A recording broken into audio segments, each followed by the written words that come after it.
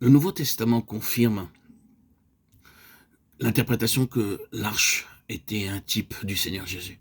Nous ne voulons pas le prouver maintenant par l'Écriture, mais c'est ainsi. L'arche typifie Christ. La grande transition allait être faite. Comment est-ce qu'elle serait faite? L'arche de l'alliance du Seigneur de toute la terre va passer devant vous dans le Jourdain. Josué 3.11. Il y aura entre vous et elle une distance d'environ 2000 coudées. Josué 3.4. Il n'est pas possible d'estimer exactement ce qu'était cette distance parce qu'il y a 3 sortes de coudées dans la Bible et nous ne savons pas de laquelle il s'agissait en l'occurrence. Mais la plus petite mesure permet d'estimer qu'il y avait plus d'1 kilomètre qui séparait l'arche du peuple. Il y aura entre vous et elle une distance. N'en approchez pas. Gardez cet espace entre vous et elle. Pourquoi cela? Pourquoi ce grand espace?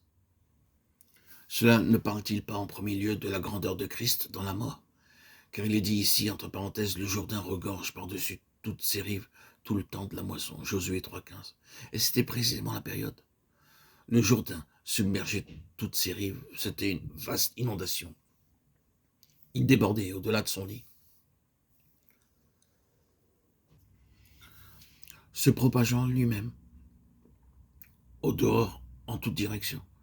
Et nous savons fort bien que cela parle des eaux de la mort et du jugement. Cela parle de la croix du Seigneur Jésus.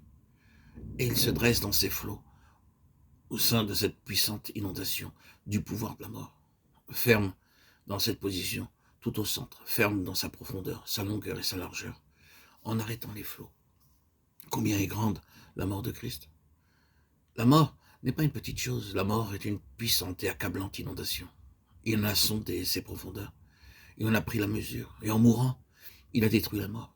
Il est là, il demeure debout dans la mort a perdu son pouvoir, la mort est rejetée en arrière. Il interdit à la mort d'aller plus loin.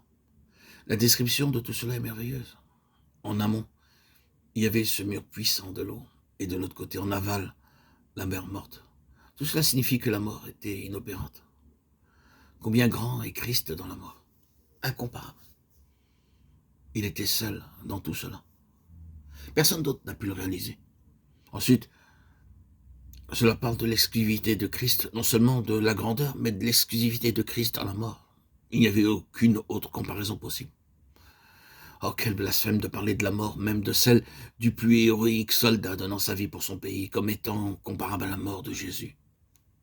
Non, même si l'héroïsme mérite la considération, et il peut y avoir un grand nombre de gens qui peuvent être honorés et appréciés, cependant, quelque grand que puisse être l'héroïsme et le sacrifice de l'homme, nul ne pourra combler ces 2000 coudées. Il y a un grand espace entre tout cela. Dieu a déterminé cet espace et il dit, c'est inviolable. Il est à part. Rien ne peut se comparer à l'œuvre puissante de Jésus-Christ.